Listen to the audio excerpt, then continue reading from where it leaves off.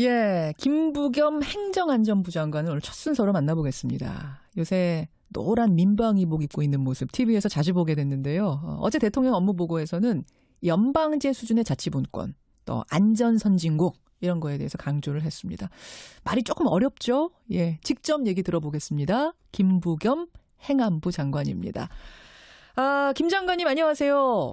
예, 안녕하십니까. 김부겸입니다. 예. 대구에서 의원 되실 때, 또 뭐 대선 불출마 선언하실 때, 이럴 때 제가 인터뷰 많이 했었는데, 네, 예. 그때만 해도 행안부 장관이 돼서 인터뷰하게 되실 거라고는 저는 상상도 못했어요.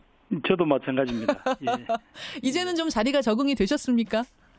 그래도 워낙 업무가 넓고요. 예. 또 제 스스로가 아직까지 전부 이 국민들의 요구와 또 현실 우리 주어진 조건을 다 파악하지는 못하고 있습니다. 예, 그렇죠. 어려운 자리죠. 행정안전부. 그렇죠.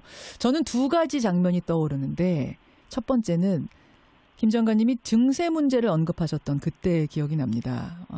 기자들이 나가려고 하자 기자들 있어라 한 다음에 복지는 확대해야 되는데 표 때문에 증세 문제는 얘기 안 하고 이 상태로 언제까지 갈 수는 없지 않습니까? 솔직하게 증세를 논의합시다. 상당히 민감한 얘기를 너무도 거침없이 하셨던 그 장면. 이거는 작심하고 하신 거예요? 예, 민감하지만 서로 안 할 수는 없잖아요. 그리고 또 이제 국민들에게 우리 국민들이 원하는 최소한의 복지 수준 같은 걸 이야기를 하고, 예. 그러려면 거기에 따르는 국민적인 의무도 같이 이야기를 할 때가 되었다. 서로 사실은 정세라는 게 인기 없는 주제잖아요. 그렇죠. 정권들로서는 사실은 감당하기 어려운데, 그렇다고 해서 이렇게 해서는 국가를 끌고 갈 수가 없지 않냐, 그 이야기를 하자고 그랬는데요. 예, 재정당국은 참 민감하고 조심스러운 문제지만 어찌 보면 조금 저희들이 질러야 되는 문제인 것 같아서 그렇게 예. 지르신 거군요. 그래서 네네. 저 대통령하고 교감은 없으셨어요? 대통령이 그런 말씀까지 장관 보고 이래라 저래라 하시지는 않거든요. 그렇군요. 예. 이거 누군가는 감당해야 될 일이다. 질러야 되는 얘기다 생각해서. 또 네네. 하나 파격적이었던 게 이제 이달 초입니다. 이철성 경찰청장하고 강인철 중앙경찰학교장을 불러다 놓고 생중계 카메라 앞에서 국민들께 사과하시오. 대국민 사과를 하게 하셨어요. 저는 경찰 수뇌부가 그게 생중계까지 되는 자리에서 장관한테 혼나는 모습은 처음 봤거든요. 이것도 작심하신 겁니까? 예, 그건 장관이 했다기보다도 국민이 그렇게 시킨 거라고 봅니다. 지금 경찰에 대한 여러 가지 개혁의 과제들, 또 국민의 기대가 있잖아요. 그렇죠. 그런 게 진짜 한시가 급할 때인데, 예. 경찰 수뇌부끼리 그런 보기 싫은 모습들 보이면 어떡하냐. 예. 근데 그게 무슨 장관이 제가 감독권이 있다고 해서 이래라 저래라 할 수 있는 게 아니고, 국민 분노가 그 무렵에 막 치닫고 있었어요. 그렇죠. 그래서 빨리 이것은 국민들 앞에 사과하고 불을 꺼야 경찰이 다음 과제, 절박한 과제를 해결할 수 있겠다. 그래서 제가 한 거죠, 예. 그런 생각으로. 불 끄러 간 거다라고 생각하시면 됩니다. 불 끄러 간 거다. 예. 지르러 가고 또 불도 끌어 가고. 네. 그게 네. 또 어찌 보면 여의도 정치하다가 간 저희들이 그렇죠. 해야 될 역할이 아닌가, 그렇게 생각이 됩니다. 저도 보면서 이게 정치인 출신 장관이기 때문에 가능한 일들 아닌가 이런 생각을 했었는데, 예, 행정안전부 김부겸 장관. 어제 대통령 업무보고 내용으로 좀 넘어가 보겠습니다. 네. 예. 연방제 수준의 지방분권 개헌. 그러니까 미국의 연방제처럼 우리 지자체에다가도 권한을 좀 많이 주자. 이미 문재인 대통령은 선언을 한 내용입니다만 이제 그걸 추진하는 곳이 행안부인데 그 부분을 적극적으로 하겠다 이런 내용인 거죠? 네, 그렇습니다. 예. 좀 간략하게 국민들께 좀 설명해 주실 수 있을까요?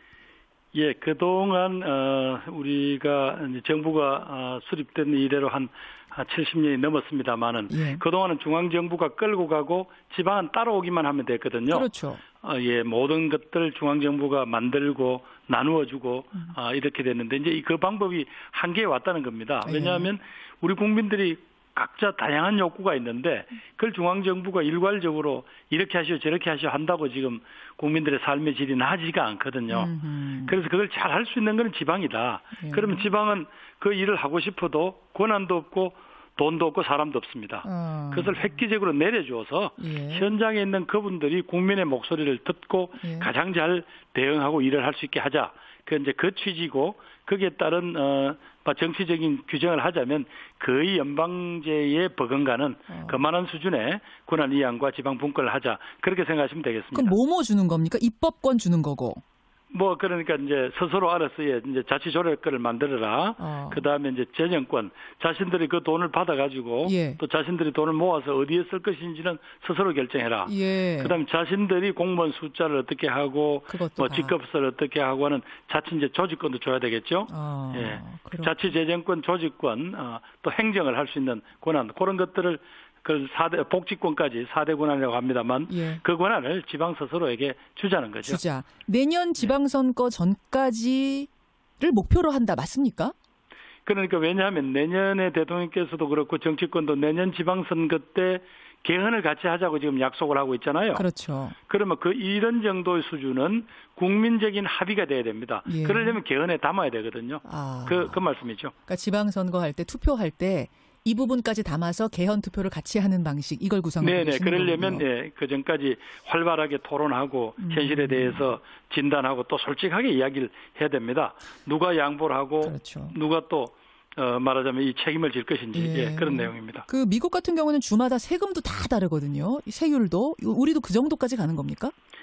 그거는 이제 미국은 각 주들이 먼저 있었잖아요. 예. 그리고 이제 합중국을 만들었던 거고. 그렇죠. 우리는 중앙국가가 먼저 서고 각 지방 행정기관이 생긴 거니까 아마 그런 차이는 고려해야 되겠죠. 그런 것도 다 논의해보자 이런 말씀이실 것 같아요. 논의를 그러니까 이제 조금 밀도 있게 속도 있게 해보자. 그리고 예. 책임감을 가지고 해보자.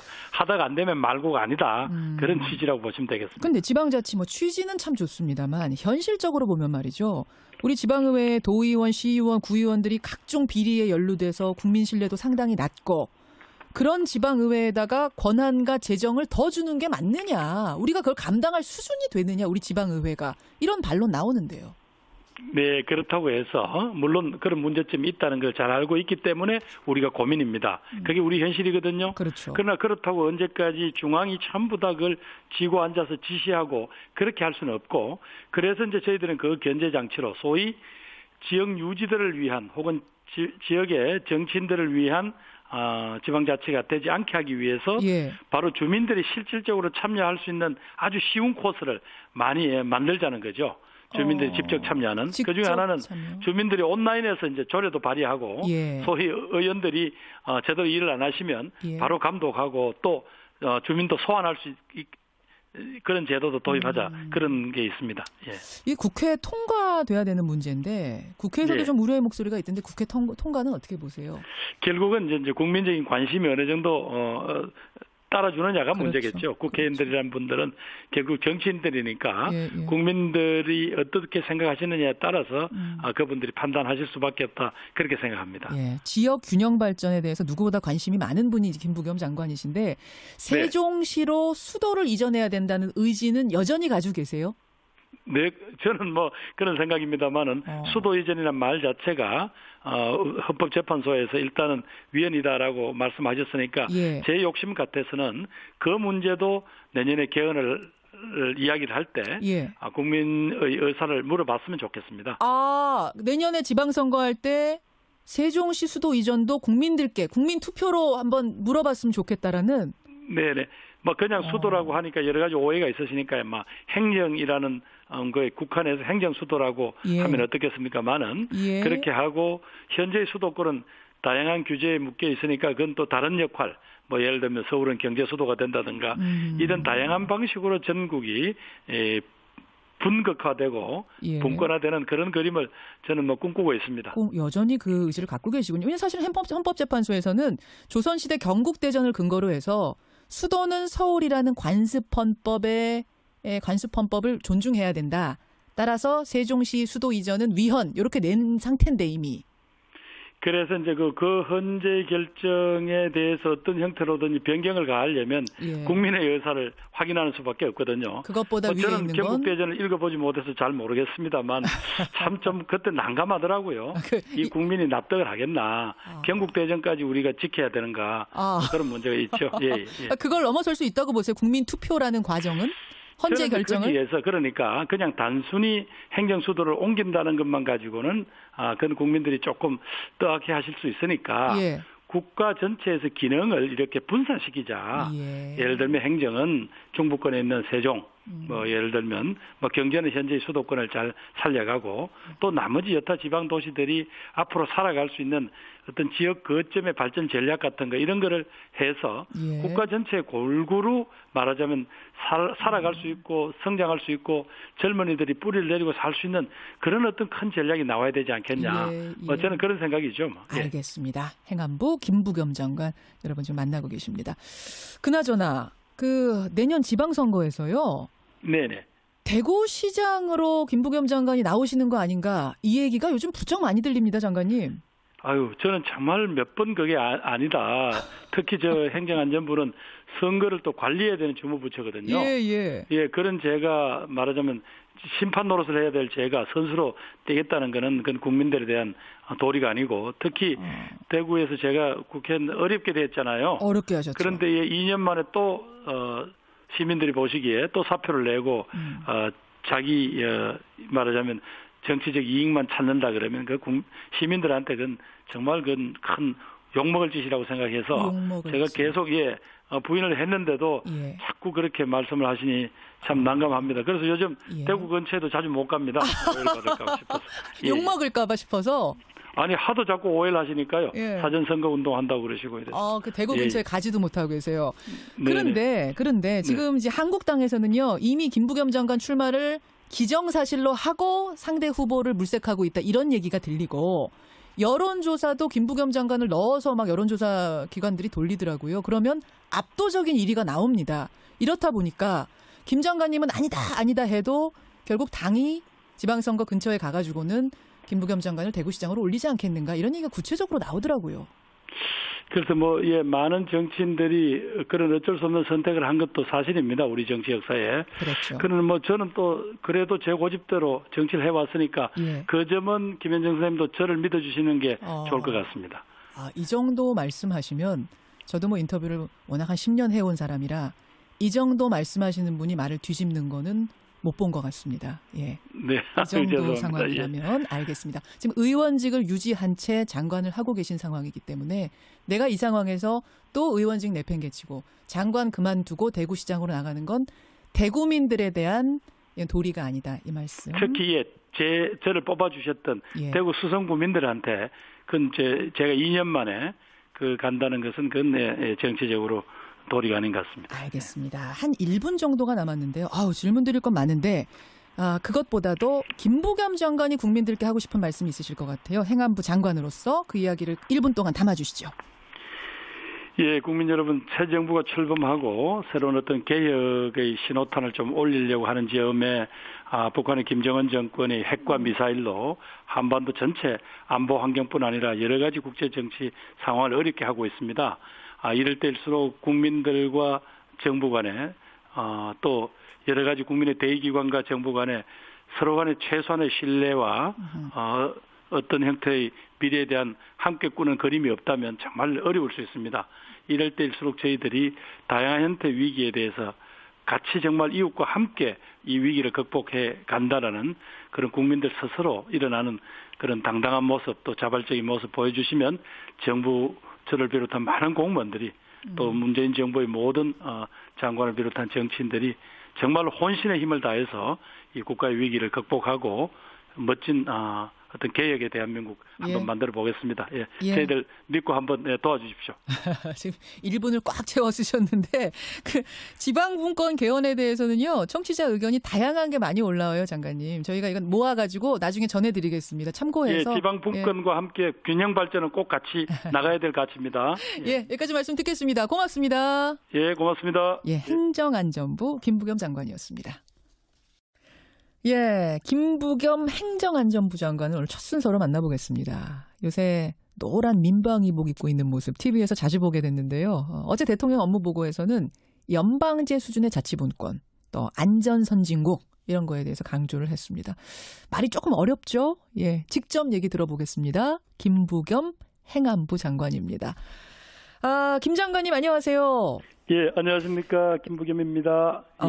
대구에서 의원 되실 때, 또 뭐 대선 불출마 선언하실 때, 이럴 때 제가 인터뷰 많이 했었는데, 네, 예. 그때만 해도 행안부 장관이 돼서 인터뷰하게 되실 거라고는 저는 상상도 못했어요. 저도 마찬가지입니다. 예. 이제는 좀 자리가 적응이 되셨습니까? 그래도 워낙 업무가 넓고요. 예. 또 제 스스로가 아직까지 뭐 전부 이 국민들의 요구와 또 현실 우리 주어진 조건을 다 파악하지는 대한 여러 가지 계획의 과제들 또 국민의 기대가 있잖아요. 그렇죠. 그런 게 진짜 한시가 급할 때인데 예. 경찰 수뇌부끼리 그런 보기 싫은 모습들 보이면 어떡하냐. 예. 근데 그게 무슨 장관이 제가 감독권이 있다고 해서 이래라 저래라 할 수 있는 게 아니고 국민 분노가 그 무렵에 막 치닫고 있었어요. 그렇죠. 그래서 빨리 이것은 국민들 앞에 사과하고 불을 꺼야 경찰이 다음 과제, 절박한 과제를 해결할 수 있겠다. 그래서 제가 한 거죠, 뭐. 예. 그런 생각으로. 불 끄러 간 거다라고 생각하시면 됩니다. 불 끄러 예. 간 거다. 예. 지르러 가고 또 불도 끌어 가고. 네. 그게 네. 뭐 또 어찌 보면 여의도 정치하다가 간 저희들이 그렇죠. 해야 될 역할이 아닌가 그렇게 생각이 됩니다. 저도 보면서 이게 정치인 출신 장관이기 때문에 가능한 일들 아닌가 이런 생각을 했었는데, 예, 행정안전부 김부겸 장관. 어제 대통령 업무보고 내용으로 좀 넘어가 보겠습니다. 수 없지 않냐 그 이야기를 하자고 그랬는데요. 예, 재정당국은 참 민감하고 조심스러운 문제지만 어찌 보면 조금 저희들이 질러야 되는 문제인 것 같아서 그렇게 예. 지르신 거군요. 그래서 네네. 저 대통령하고 교감은 없으셨어요? 뭐 대통령이 그런 말씀까지 장관 보고 이래라 저래라 하시지는 않거든요. 그렇군요. 예. 이거 누군가는 감당해야 될 일이다, 질러야 되는 얘기다 생각해서 또 네네. 하나 파격적이었던 게 이제 이달 초입니다. 이철성 경찰청장하고 강인철 중앙경찰학교장을 불러다 놓고 생중계 카메라 앞에서 국민들께 사과하시오, 대국민 사과를 하게 하셨어요. 저는 경찰 수뇌부가 그게 생중계까지 되는 자리에서 장관한테 혼나는 모습은 처음 봤거든요. 이것도 작심하신 겁니까? 예, 그건 뭐 장관이 했다기보다도 국민이 그렇게 시킨 거라고 봅니다. 지금 경찰에 대해 못하고 있습니다. 예, 그렇죠. 어려운 자리죠. 행정안전부. 그렇죠. 저는 두 가지 장면이 떠오르는데, 첫 번째는 김 장관님이 증세 문제를 언급하셨던 그때의 기억이 납니다. 기자들이 나가려고 하자 기자들 있어라 한 다음에 복지는 확대해야 되는데 표 때문에 증세 문제는 얘기 안 하고 이 상태로 언제까지 갈 수는 없지 않습니까? 솔직하게 증세를 논의합시다. 상당히 민감한 얘기를 너무도 거침없이 하셨던 그 장면. 이거는 작심하고 하신 거예요? 예, 뭐 민감하지만 서로 안 할 수는 없잖아요. 그리고 또 이제 국민들에게 우리 국민들이 원하는 최소한의 복지 수준 같은 걸 이야기를 하고 예. 그러려면 거기에 따르는 국민적인 의무도 같이 이야기를 할 때가 되었다. 서로 사실은 정세라는 게 인기 없는 주제잖아요. 그렇죠. 정권들로서는 사실은 감당하기 어려운데 그렇다고 해서 이렇게 해서는 국가를 끌고 예. 연방제 수준의 지방분권 개헌. 그러니까 미국의 연방제처럼 우리 지자체에다가도 권한을 좀 많이 주자. 이미 문재인 대통령은 선언을 한 내용입니다만 이제 그걸 추진하는 곳이 행안부인데 그 부분을 적극적으로 하겠다 이런 내용인 거죠? 네, 그렇습니다. 예. 좀 간략하게 국민들께 좀 설명해 주실 수 있을까요? 예, 그동안 우리가 이제 정부가 수립된 이래로 한 70년이 넘었습니다만은 예. 그동안은 중앙 정부가 끌고 가고 지방은 따라오기만 하면 됐거든요. 그렇죠. 예, 모든 것들 중앙 정부가 만들고 나누어주고 이렇게 됐는데 이제 그 방법이 한계에 왔다는 겁니다. 왜냐하면 우리 국민들이 각자 다양한 욕구가 있는데 그걸 중앙 정부가 일괄적으로 이렇게 하시오 저렇게 하시오 한다고 지금 국민들의 삶의 질이 나아지지가 않거든요. 그래서 그걸 잘 할 수 있는 건 지방이다. 그러면 지방은 그 일을 하고 싶어도 권한도 없고 돈도 없고 사람도 없습니다.